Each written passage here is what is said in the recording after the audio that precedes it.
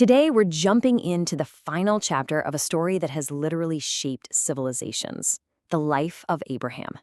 Now, when you think of Abraham, you probably think the story's climax is the birth of Isaac, right? But what if I told you there's a whole other act? A final, really fascinating chapter that tells us so much about family, legacy, and, the very core of human nature. And we're actually going to start at the end with a main point of this whole story. Think of this quote as a bridge that connects Abraham's world directly to ours. It's this idea that the very same divine presence that guided his life is still at work in ours. This isn't just some dusty old history lesson. It's a reflection of our own lives, and this quote right here is the key. So, that brings us to the big question for our explainer today. What can we really learn from Abraham's final years?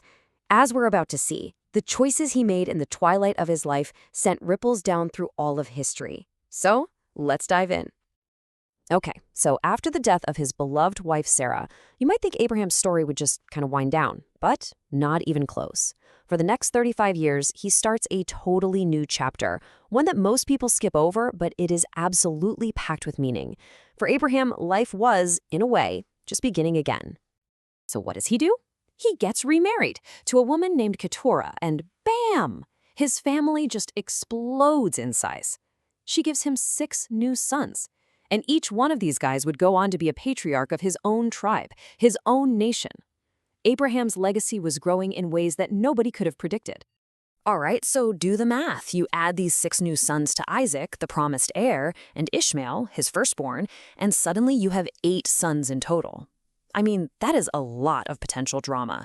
And as anyone knows, when you've got a big family and a massive fortune on the line, you've got a recipe for some serious conflict. It's easy to just think of Abraham as a man of faith, but he was also an incredibly shrewd strategist. He knew human nature. He knew his massive fortune could totally tear his family apart after he was gone. So he came up with a plan to keep the peace.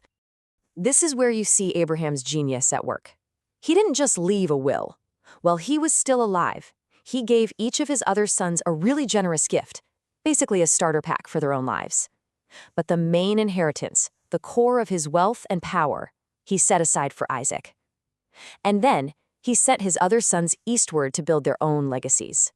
It was a brilliant move that totally sidestepped a future family war over the inheritance. And wow, did it work. Isaac's inheritance wasn't just about wealth. It was about influence. He became so powerful in the region that a local king literally told him, "You're much mightier than we are." I mean, can you imagine? That's the kind of standing Abraham secured for his son. All right, so let's turn to the final act of Abraham's incredible life. This is a moment that really marks the end of an era and, in many ways, the beginning of a new one. This timeline here gives you a quick snapshot of those last years. At 137, his wife Sarah passes away. Just 3 years later, he sees his son Isaac get married, and he goes on to live all the way to 175, a long life just filled with purpose. And then his journey finally came to a peaceful end. And, the way it's described, this isn't a tragedy. It's a celebration of a life lived to the absolute fullest. The text says he died in a good old age, as an old man who was full of years. It's just the perfect final sentence to this epic story, a life where every promise was kept. Now, the news of Abraham's death obviously sent shockwaves across the land, and it brought together 2 men you'd probably never expect to see in the same room again, his 2 oldest sons, Isaac and Ishmael. I mean, these guys had a long and very complicated history. And in this incredibly powerful moment of reconciliation, these 2 half-brothers, separated by years of distance, and let's be honest, probably a lot of resentment, they came together. They buried their father in the family tomb, right there next to his wife, Sarah.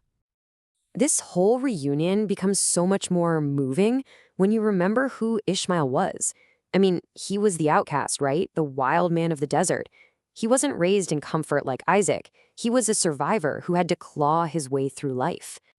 But right then, in that moment of shared grief for their father, all of that history just melted away. The rivalry, the bad blood, it was gone. All that was left was the love they both had for the man who was gone. It's such a powerful reminder that family bonds can run deeper than even our biggest divisions. So Abraham's death is a huge turning point. It's basically the end of the first 2,000 years of human history, according to the text. So after all that, from the Garden of Eden all the way to this patriarch's tomb, what's the big takeaway? Well, the conclusion the text offers is actually kind of shocking. Our lives, they aren't all that different from theirs. Yeah, the technology's changed, the world looks different, but the core human experience, the joys, the sorrows, the passions we all struggle with, the faith we search for, that stuff is timeless. We're connected to these ancient people in a really profound way. And this brings us to the ultimate point of the whole story. If human nature is a constant, then, the text argues, so is the divine. The same God who made a promise to Abraham is still at work in the world today. It's this incredible message of hope and continuity that just cuts right through time. So, in the end, this incredible story isn't just about the past. It's like a mirror. It reflects our own lives, our own struggles, our own hopes. It challenges us to take a hard look at our own families, our own legacies, and our own faith. And the question it leaves us with is this: if their story is our story, what lessons are we supposed to be learning for our own lives, right now?